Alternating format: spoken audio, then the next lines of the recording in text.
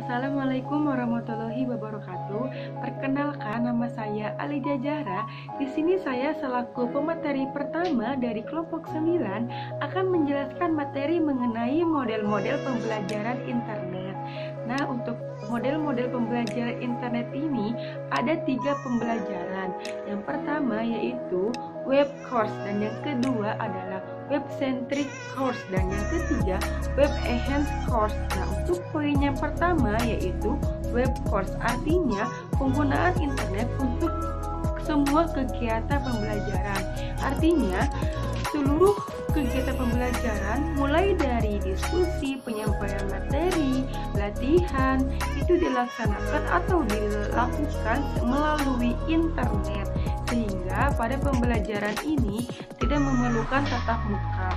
Nah, untuk poin yang kedua yaitu web centric course. Nah, pada pembelajaran ini sebagian bahan ajar mulai dari diskusi, penyampaian materi dilakukan melalui internet. Namun ketika latihan itu dilakukan secara tatap muka, sehingga pada pembelajaran ini diperlukan adanya tatap muka. Dan untuk poin yang ketiga yaitu web enhanced course. Nah, pada model pembelajaran ini adalah pemanfaatan internet untuk menunjang atau meningkatkan kualitas belajar mengajar di kelas, sehingga pada model pembelajaran ini diharuskan tatap muka. Sekian dari saya, akan dilanjutkan oleh pemateri lain. Terima kasih. Ya, baik. Assalamualaikum warahmatullahi wabarakatuh. Selanjutnya adalah saya, Erika Blasembel, MPM 181063108103. Saya akan menjelaskan pengembangan model pembelajaran melalui internet. Yang kita telah ketahui, internet itu maju sangat pesat. Pengembangannya terus maju melalui perkembangan yang ada.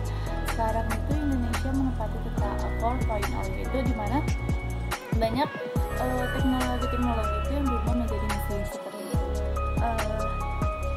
Contoh yang pertama itu adalah keuntungannya sejauh mana teknologi ini berpengaruh pada pendidikan, misalnya seperti pengajarnya, stafnya, ataupun peserta didik. Itu adalah biaya pengembangan infrastruktur serta pengadaan peralatan software. Jadi jika kita ingin menggunakan internet, sebenarnya itu banyak banget yang harus mendukung pembelajaran internet tersebut, seperti softwarenya atau hardwarenya. Softwarenya itu seperti aplikasi-aplikasi yang kita gunakan. Misalkan dalam yang saya tahu, misalkan seperti ini, ada beberapa kampus yang menggunakan aplikasinya tersendiri untuk melakukan pengumpulan tugas serta UTS ataupun UAS. Jadi di saat dia ingin mengumpulkan tugas atau ingin mengerjakan tugas, dia mengumpulkannya di software tersebut yang telah disediakan oleh kampusnya. Yang kedua itu misalnya seperti hardware-nya itu seperti sound. Nah, dalam pelaksanaan daring terkadang kita juga harus membutuhkan sound. Misalkan dalam pengambilan dosen presentasi, misalnya presentasinya itu ada berupa suara, tidak dihasilkan oleh hardware seperti speaker. Yang selanjutnya itu adalah biaya yang diperlukan pengembangan infrastruktur tidaklah sedikit. Kenapa? Dalam mengupgrade sebuah software itu kita membutuhkan dana yang cukup besar.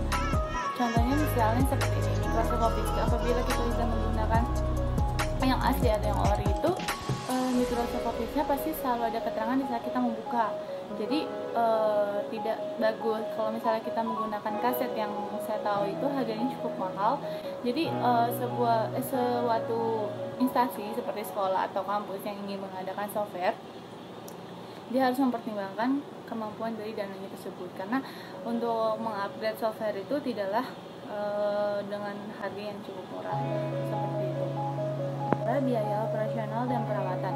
Jadi dalam pengembangan media pembelajaran melalui internet ini kita juga harus mempertimbangkan antara operasional dan perawatan. Karena apa?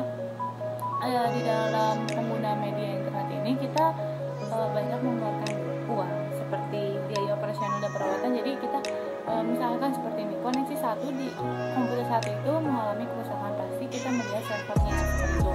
Jadi kita lihat servernya, apabila ada kesalahan pasti kita harus membenarkannya semuanya. Terus apabila kita menambahkan komputer atau perangkat keras, itu kita harus membutuhkan servernya lagi. Jadi supaya semua komputer itu terhubung dengan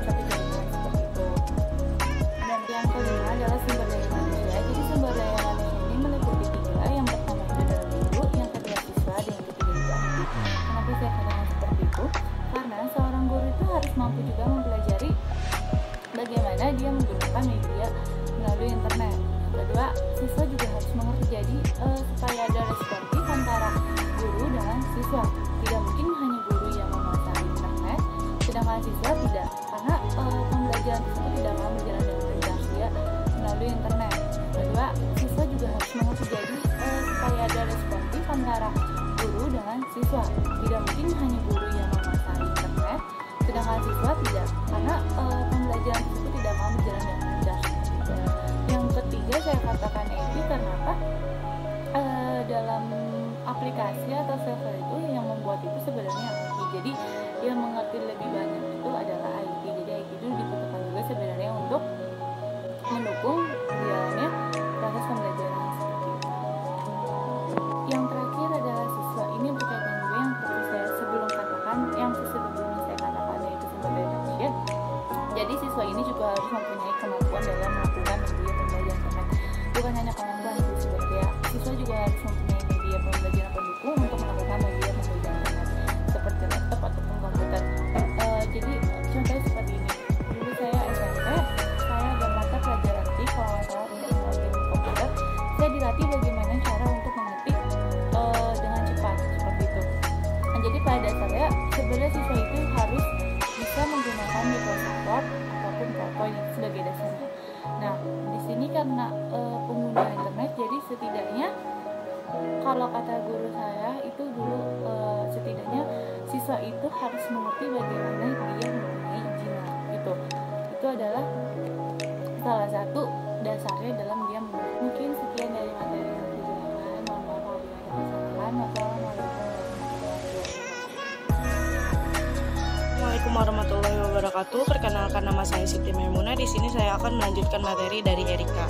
Nah, yang selanjutnya ada berdasarkan kajian dan pertimbangan sebagaimana telah dibahas di atas. Kemudian sistem pembelajaran internet dibagi menjadi 3 cara pengembangannya, yaitu yang pertama ada menggunakan sepenuhnya fasilitas internet yang telah ada seperti email, web, IRC, dan lain sebagainya. Yang kedua ada menggunakan software pengembangan program pembelajaran dengan internet yang dikenal dengan web course tools, yang diantaranya bisa didapatkan secara gratis ataupun bisa dengan membelinya. Yang ketiga ada mengembangkan sendiri program pembelajaran sesuai dengan kebutuhan dengan menggunakan bahasa programan setiap ASP dan lain-lain.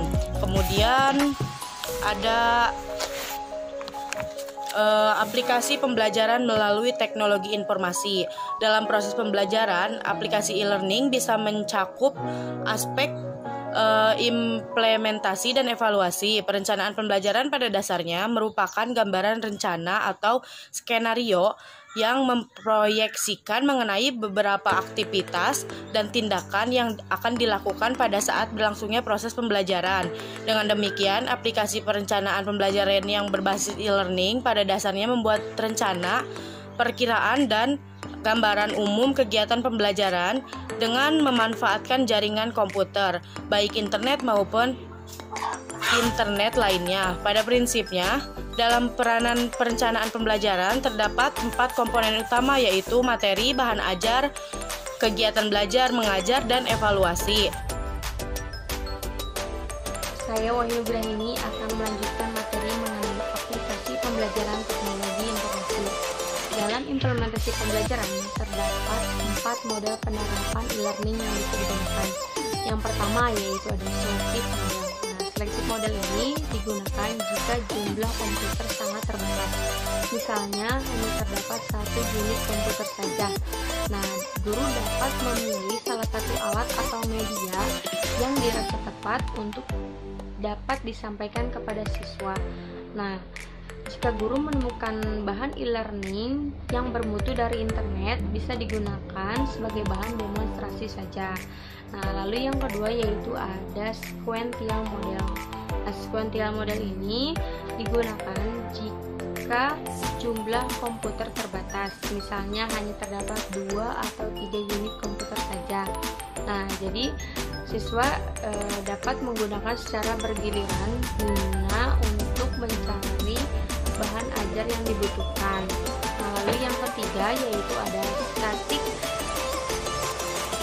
station model. Nah, hampir mirip dengan sequential model, namun bedanya di static station model ini guru mempunyai beberapa sumber.